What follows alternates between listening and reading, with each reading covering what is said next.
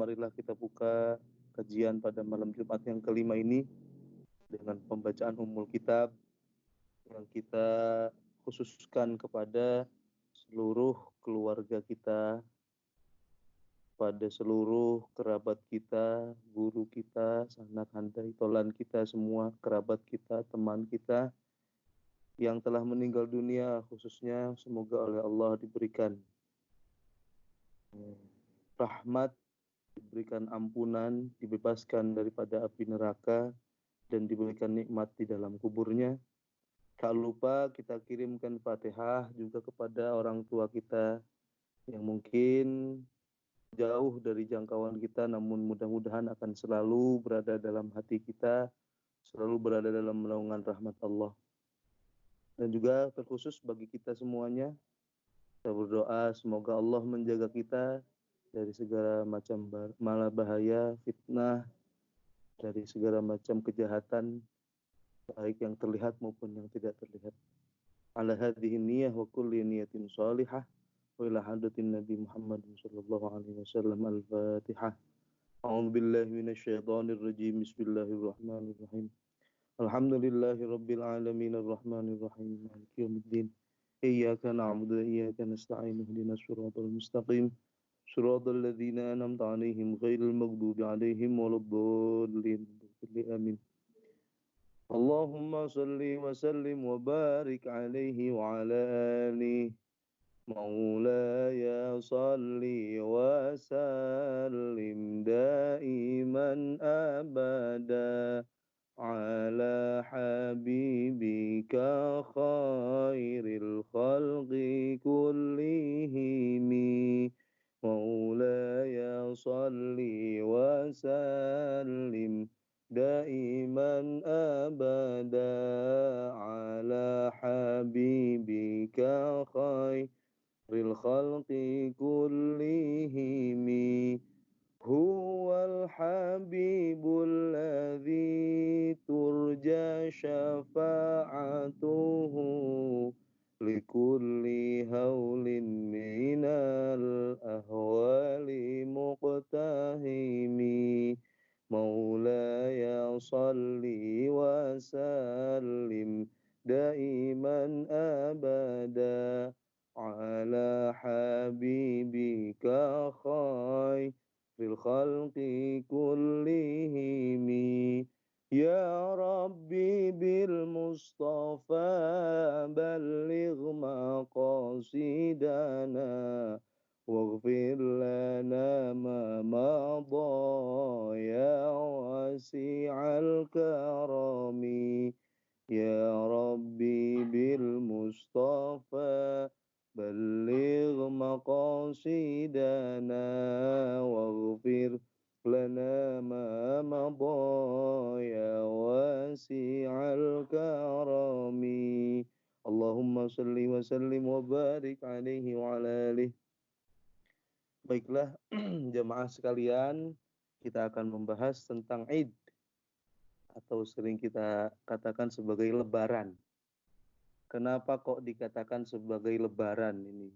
Ya, kupas dulu secara bahasa Indonesia. Lebaran ini diambil dari kata lebar. Lebar bukan istilah lebar Sunda. Kalau lebar Sunda artinya sayang-sayang. Tapi kalau lebar menurut artian Jawa, lebar itu berarti bebas. Kenapa orang dikatakan sebagai orang yang bebas? Karena dia orang yang hidup terbebas dari yang namanya dosa, terbebas dari kesalahan-kesalahan, karena di situ nanti ada momentum kita saling memaafkan.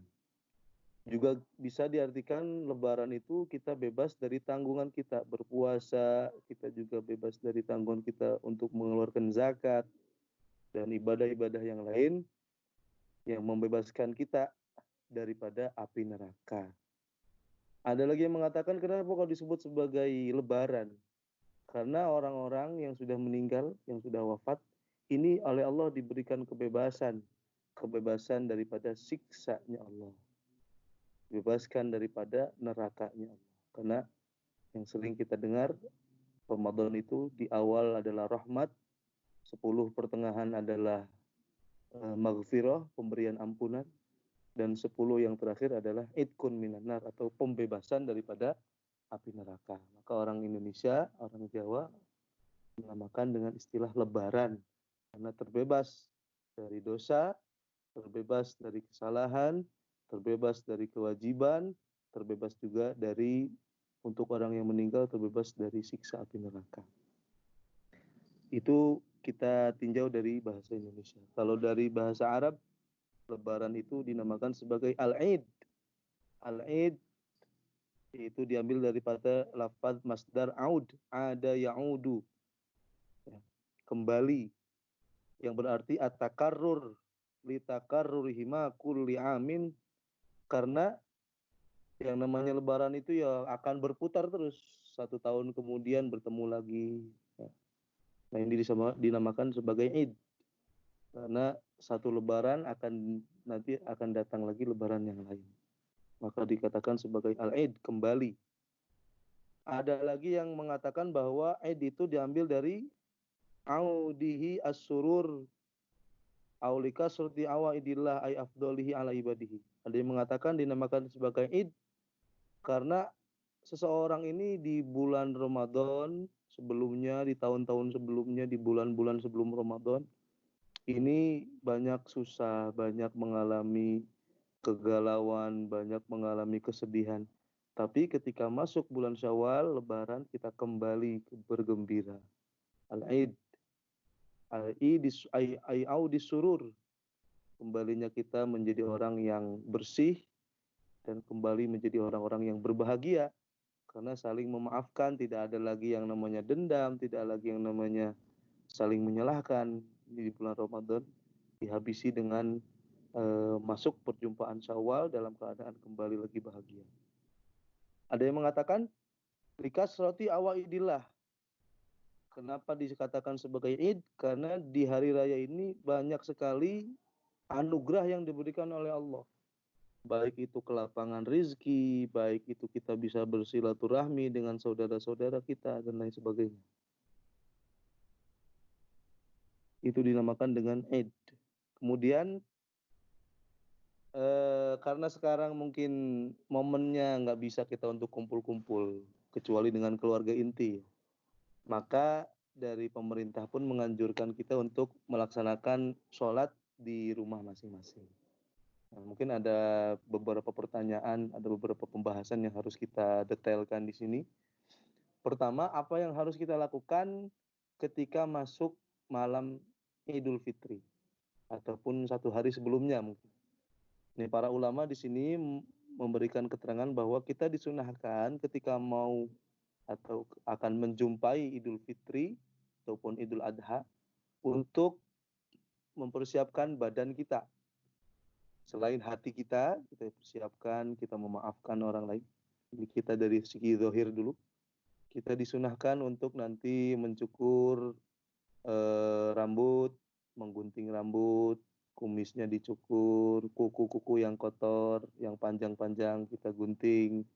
Kemudian kita juga disunahkan untuk mempersiapkan pakaian. Ya, kalau ada yang baru ya alhamdulillah, kalau nggak ada yang baru ya yang terbaik. Karena Idul Fitri ataupun Idul Adha momentumnya adalah bagaimana kita berbahagia, kita hilangkan, kita lupakan sejenak segala macam kesusahan yang ada. Karena Idul Fitri adalah hari raya kita manusia, orang-orang Muslim. Jangan sampai pada hari raya kita terlihat kucel, kotor, terlihat kurang bahagia. Kalau mereka orang-orang di luar Islam bisa berbahagia dengan hari rayanya, maka kita jangan kalah. Kita jangan kalah dengan mereka untuk berbahagia. Bahagia itu belum tentu dengan pakaian yang baru. Laisal id liman labisa thawbal jadid walakinnal id liman ta'atuhu tazid. Id itu bukan hanya untuk orang-orang yang pakaiannya baru, tapi Id ataupun lebaran yang sesungguhnya adalah bagi orang-orang yang menjadi lebih baik setelah Ramadan. Maka kita disunahkan untuk mempersiapkan diri Dimulai mungkin kalau lebaran di Indonesia hari Ahad insya Allah. Nanti kita mulai hari Sabtunya gunting kuku, mempersiapkan segala rupa, kita beres-beres.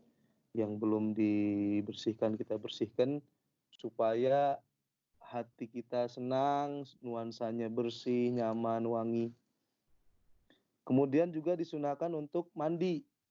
Mandi di hari raya ini waktunya mulai masuk setelah separuh malam. Kalau untuk waktu Indonesia mungkin jam 12 ke bawah, jam 00 WIB itu mulai kita bisa mandi dengan niat mandi Idul Fitri.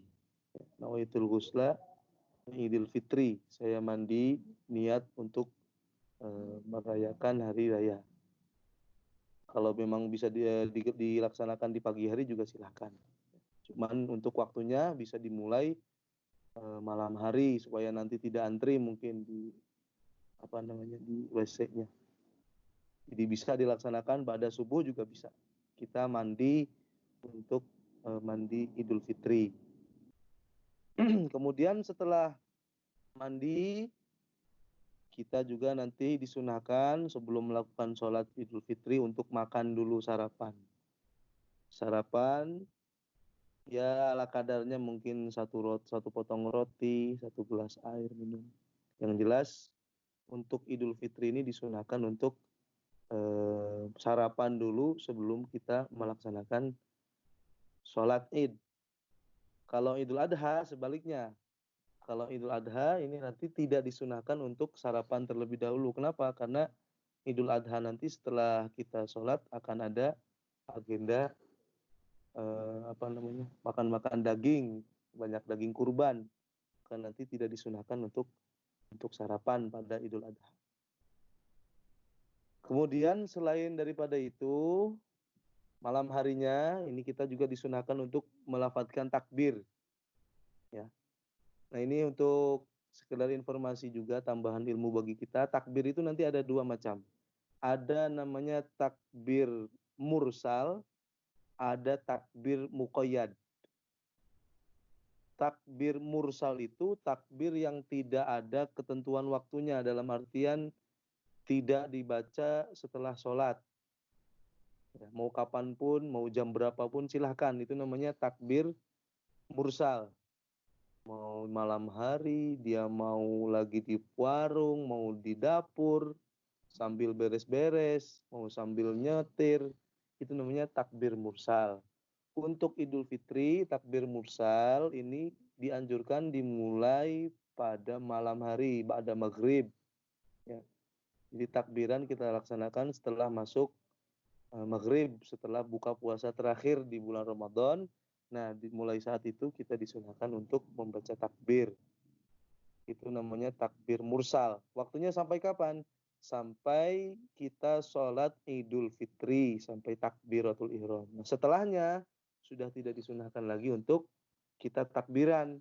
Jadi takbiran itu hanya dari mulai ba'da maghrib sampai sebelum kita sholat Idul Fitri. Itu namanya takbir yang mursal. Begitu pula ketika Idul Adha, itu waktunya adalah sama ba'da maghrib sampai sebelum kita melaksanakan sholat Idul Adha. Nah, ada lagi namanya takbir yang muqayyad. Muqayyad itu harus dilaksanakan ataupun boleh dilaksanakan, dianjurkan sunnah ketika kita setelah melaksanakan sholat. Setelah maghrib, sholat maghrib, setelah sholat isya, setelah sholat zuhur, sholat 5 waktu. Ataupun setelah melaksanakan sholat sunnah. Setelah kita melaksanakan sholat duha dan sholat sunnah yang lain. Nah itu khusus terjadi pada Idul Adha. Dimulai pada tanggal 9. Tanggal 9 Dzulhijjah. Jadi tanggal 9 dimulai ba'da subuh. Itu kita diperbolehkan untuk membaca takbir. Namun hanya diperuntukkan ketika kita setelah melaksanakan sholat saja. Tidak seperti takbir mursal tadi, mau dimanapun, mau kapanpun, enggak. Jadi itu perbedaannya ada 2, ada takbir mursal, ada takbir muqayyad. Khusus untuk Idul Fitri, tidak ada takbir sebelum maghrib di malam takbiran, malam Idul Fitri, malam tanggal 1.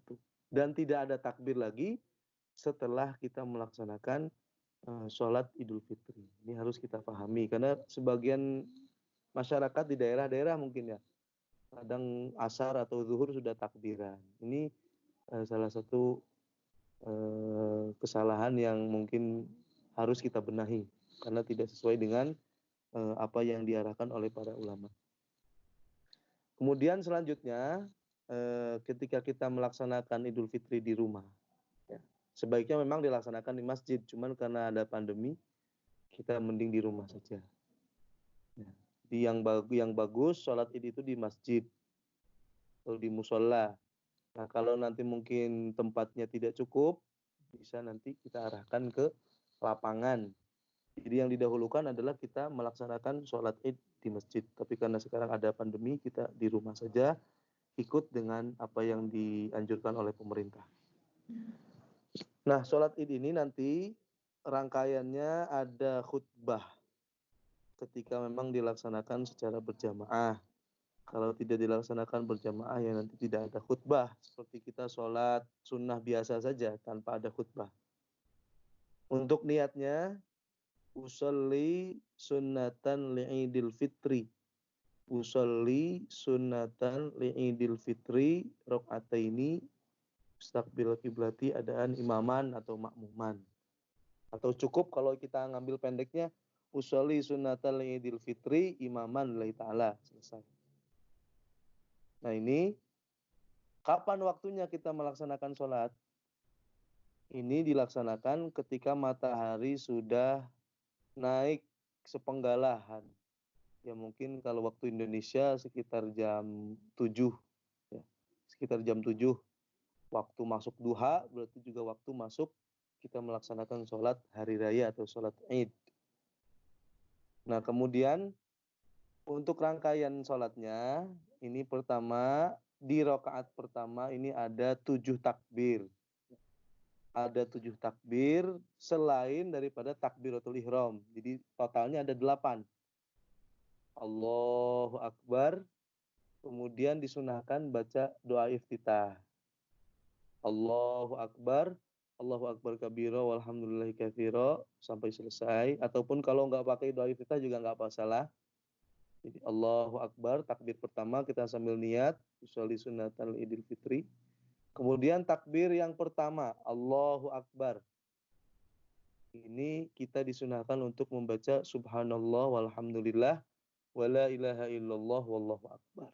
Takbir lagi Allahu Akbar sampai 7 kali dengan kita membaca di sela-selai dengan membaca subhanallah walhamdulillah wala ilaha illallah wallahu akbar. Nah, kemudian untuk rakaat pertama surat yang dibaca ini yang sering dan terlaku adalah membaca surat Al-A'la atau Sabbihisma rabbikal a'la. Kalau mau pakai surat yang panjang juga silahkan. Kalau Rasulullah membaca surat Qaf, cuman kira-kira ya mungkin terlalu panjang. Kita ngambil yang tengah-tengah saja. Sabbihisma rabbikal a'la. Kalau mungkin nggak hafal bagaimana? Oh silahkan, ada pendapat yang mengatakan rakaat pertama kita membaca surat Al-Kafirun. Ini untuk kita amalkan saja kalau mungkin nanti terlalu sulit menghafalkan surat-surat yang panjang. Surat Al-Kafirun. Nah, kemudian kita ruku seperti biasa, sholat biasa, sujud juga sama. Kemudian kita naik ke rakaat yang kedua, takbir Allahu Akbar. Kemudian setelah itu kita takbir 5 kali. Allahu Akbar. Disela-selai dengan membaca tadi sama subhanallah walhamdulillah wala ilaha illallah wallahu akbar. Dengan 5 kali takbir, sama dengan yang tadi, 5 tambah 1 jadi 6. Jadi yang pertama itu adalah takbir kita bangun dari sujud, berdiri. Kemudian yang 5 adalah takbir rakaat yang kedua, dengan kita sela-selai membaca subhanallah walhamdulillah wala ilaha illallah wallahu akbar. Nah di rakaat yang kedua ini, ya, Kalau Rasulullah dulu membaca surat Iqtaraba, ya. Surat Iqtarabatis Sa'ah itu. Ya. Kalau mungkin terlalu panjang ya kita pakai surat Al-Ghasyiyah. Hal ataka hadithul Ghasyiyah. Kalau terlalu panjang lagi kita pakai qaul yang ketiga, membaca surat Al-Ikhlas. Cukup. Jadi kalau mungkin dirasa terlalu sulit, kita baca surat Al-Ikhlas saja sudah ada ulama yang memang menganjurkan hal tersebut. Setelah itu kita ruku, sujud seperti biasa. Nah, selesai sholat,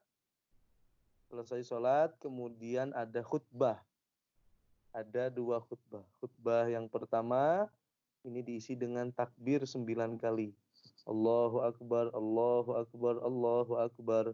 Allahu Akbar, Allahu Akbar, Allahu Akbar. Allahu Akbar, Allahu Akbar, Allahu Akbar. Rukun-rukunnya bagaimana? Ya sama dengan rukun khutbah Jumat. Mungkin nanti saya akan kirim di grup teks untuk khutbah Jumat. Ini insya Allah lebih mudah ya, untuk keluarga. Nanti kan dalam khutbah rukunnya pertama membaca alhamdulillah, membaca sholawat, kemudian wasiat dengan takwa, yang selanjutnya membaca Al-Quran, membaca 1 ayat, dan yang terakhir adalah mendoakan untuk orang-orang muslimin muslimat. Jadi secara kesimpulannya untuk sholat Idul Fitri ini rangkaian yang mudah, ringkas seperti tadi. Di rakaat pertama takbir kita 7 kali. Sebelumnya adalah takbiratul ihram. Jadi totalnya 8. Rakaat pertama membaca surah Al-Fatihah. Rakaat kedua membaca surat Sabbihisma rabbikal a'la, surat Al-A'la. Atau bisa kita membaca surat Al-Kafirun. Kemudian untuk rakaat kedua nanti kita membaca hal ataka hadithul Ghasyiyah, surat Al-Ghasyiyah, atau bisa kita juga membaca surat Al-Ikhlas. Dan jangan lupa nanti di rakaat yang kedua ketika kita bangun dari sujud kita membaca subhanallah walhamdulillah. Kemudian yang harus kita pahami lagi untuk lafaz takbiran ini. Lafaz takbiran yang betul bagaimana? Karena sebagian orang ada yang membacanya dengan agak sedikit kurang benar. Lafaz yang benar demikian. Allahu Akbar, Allahu Akbar, Allahu Akbar. La ilaha illallah, wallahu akbar. Allahu Akbar walillahil hamd. Ini banyak yang salah di lafaz terakhir. Ada yang membaca walillah ilham. Yang betul itu walillahil hamdu. Walillahi alhamdu. Karena di situ ada alif lam syamsiyah, maka langsung dimasukkan kepada alif lam. Walillahil hamd. Hamd. Karena di situ qalqalah, maka harus ada pantulan. Bukan walillah ilham. Jadi yang betul walillahil hamd. Dibaca 3 kali. Allahu Akbar, Allahu Akbar, Allahu Akbar. La ilaha illallah, wallahu akbar. Allahu Akbar walillahil hamd.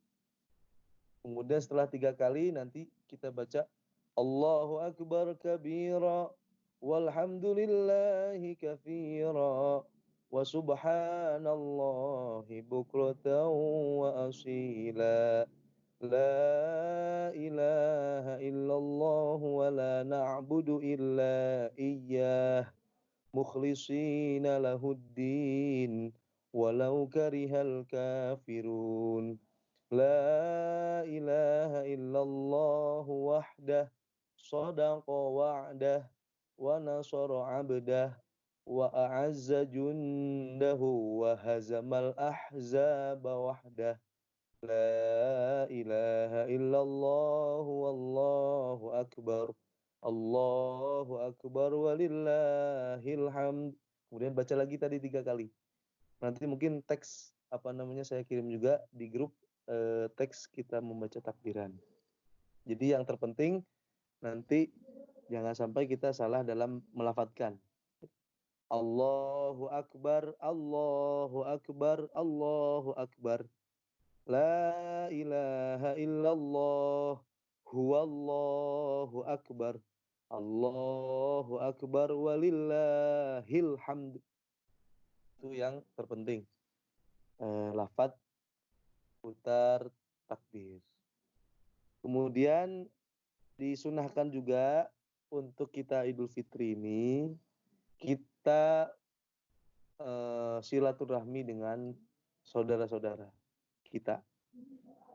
Kalau memang keadaannya normal, tapi dalam keadaan pandemi seperti ini kita bisa silaturahmi dengan online ya. Mungkin nanti pakai aplikasi yang ada, silahkan. Jadi silaturahmi ini jangan kita persempit dengan harus bertatap muka, tidak. Bisa kita laksanakan dengan online. Mungkin sekarang sudah banyak aplikasi yang bisa kita gunakan untuk silaturahmi. Dan insya Allah pahalanya kita tetap mendapatkan pahala daripada silaturahmi. Kemudian juga disunahkan di hari raya ini kita berziarah ke kuburan keluarga kita, terutama orang tua kita. Ini disunahkan, dianjurkan kita untuk melaksanakan ataupun berziarah kepada keluarga kita yang memang sudah tidak ada.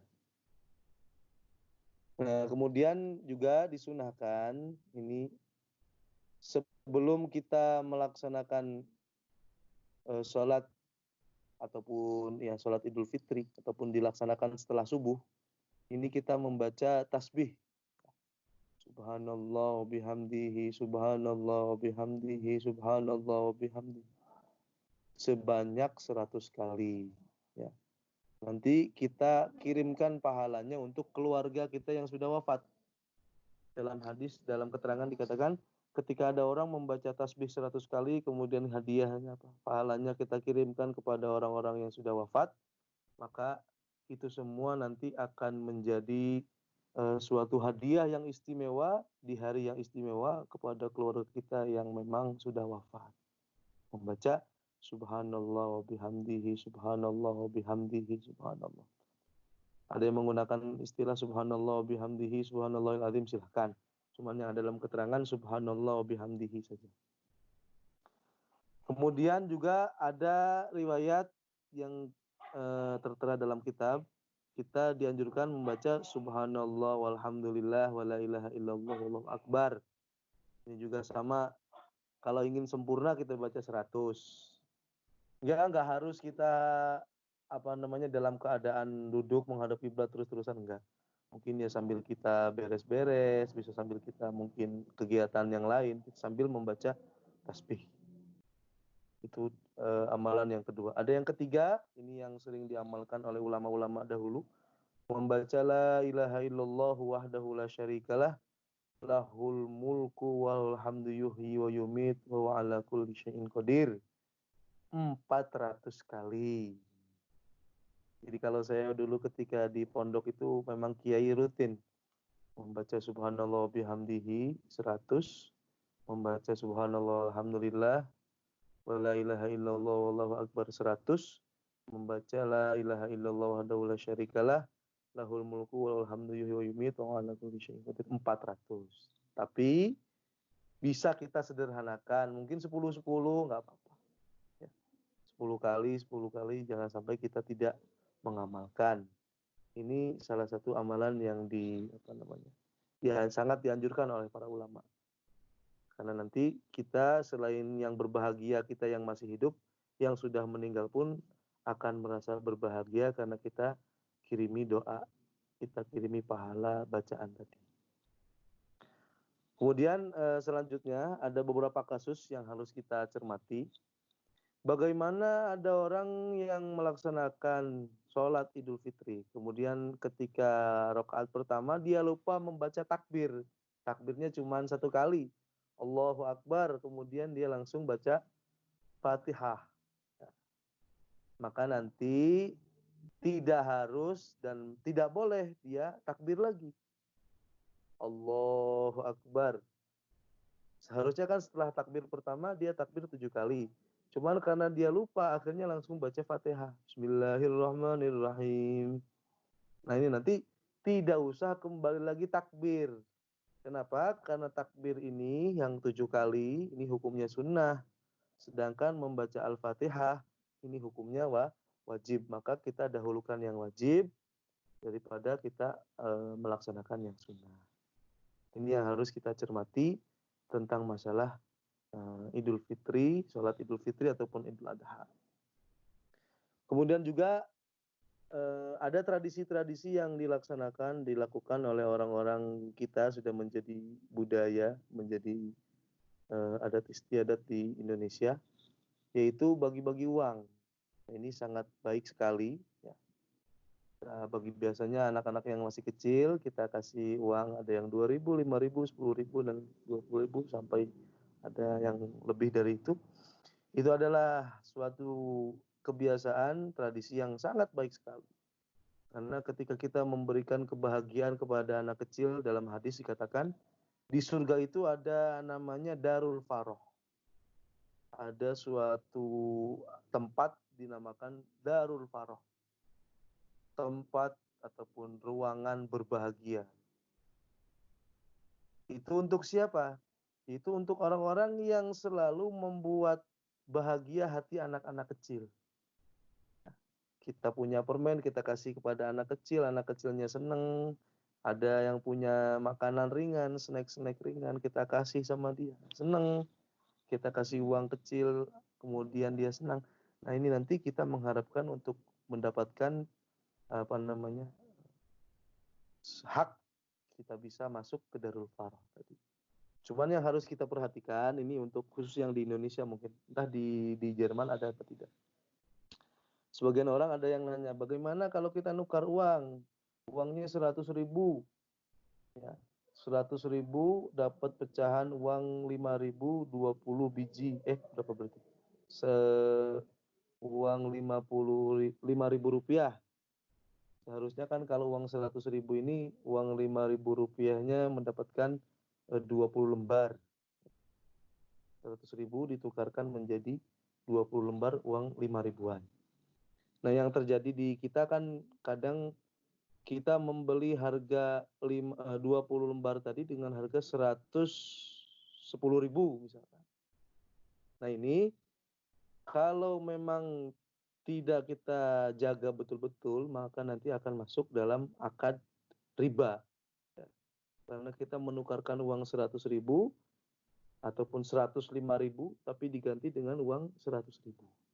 Nah, bagaimana cara kita untuk menghindari hal tersebut? Ya ketika akad jangan kita atasnamakan itu sebagai membeli uang dengan harga yang lebih. Tapi kita 100.000 ini ditukar dengan 100.000, kemudian yang 10.000 kita kasihkan ini upah untuk Bapak. Ya. Bukan atas nama kita menukar uang 105.000 dengan 100.000 yang 5.000 20 lembar tadi, tapi uang yang 10.000 ini adalah jasa untuk Bapak tersebut.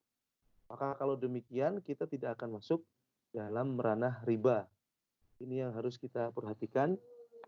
Karena kalau nanti kita nukar 100.000 kemudian harus dibayar dengan 100.000 lebih, 150.000, 110.000 misalkan, maka akan masuk dalam ranah riba.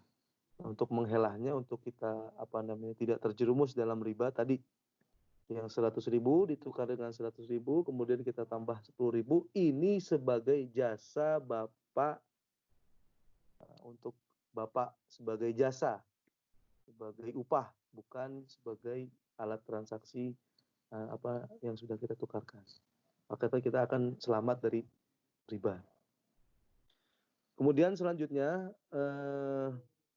disunahkan juga ketika kita masuk daripada Hari Raya Idul Fitri untuk melaksanakan agenda-agenda yang memang membuat kita bahagia.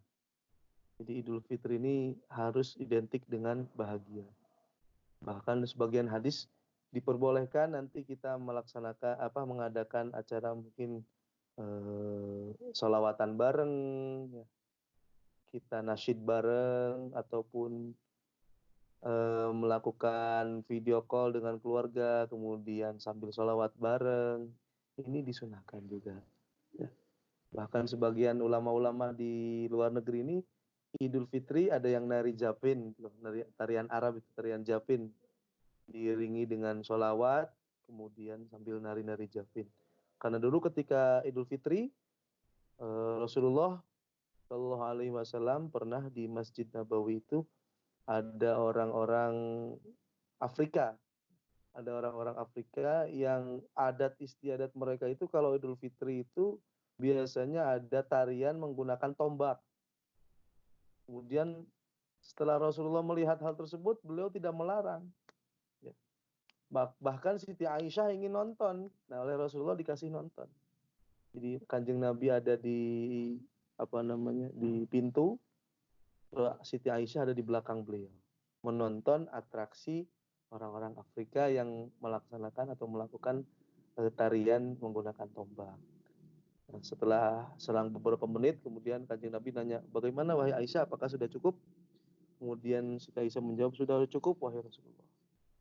Nah ini, hadis ini bisa kita jadikan tendensi bahwa di hari Idul Fitri, ataupun di hari-hari yang memang momennya adalah momen bahagia, ini diperbolehkan kita membuat semacam agenda nyanyi-nyanyi bareng, kemudian juga nari, tapi tarian-tarian yang dilakukan oleh pria.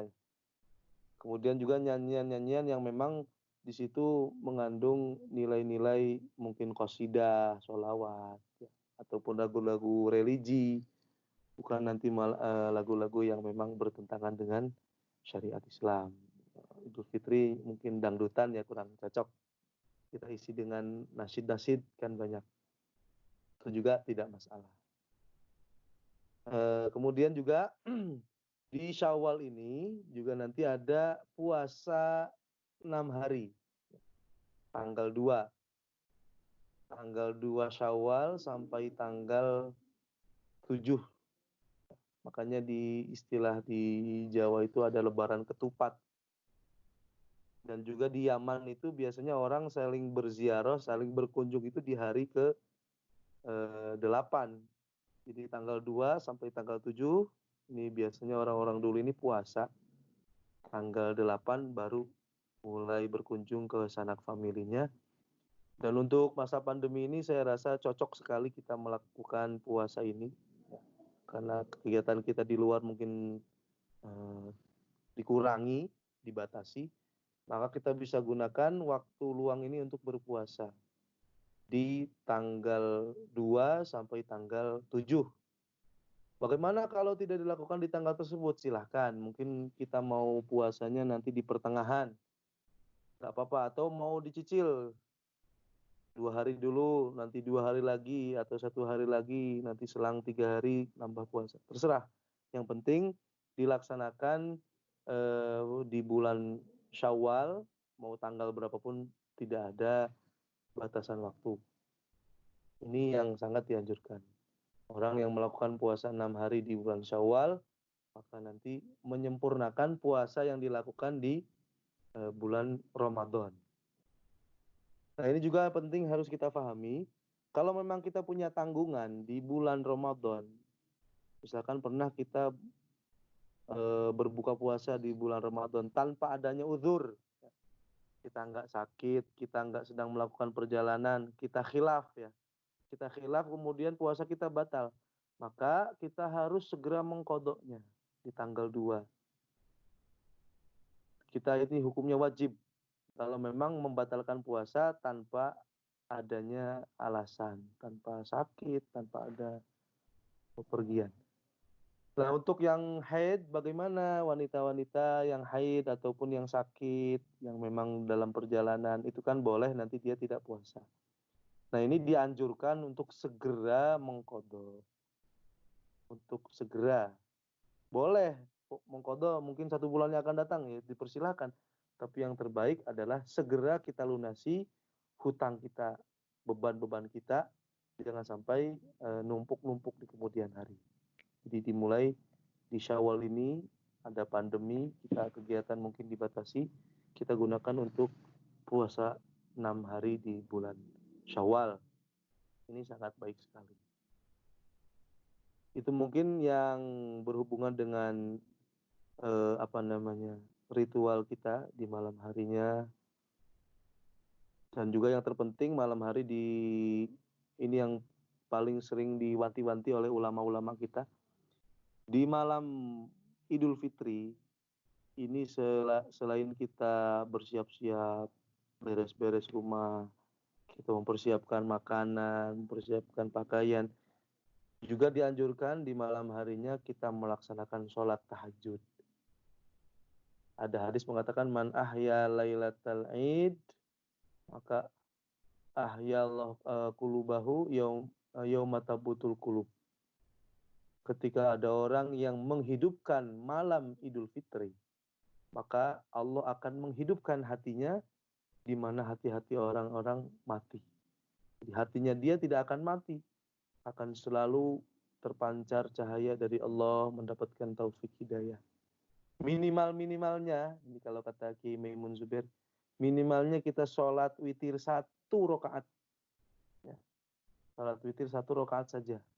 Lebih baik ya kita memperbanyak, misalkan sholat hajat, sholat tasbih, sholat witir 3 rakaat, itu lebih baik.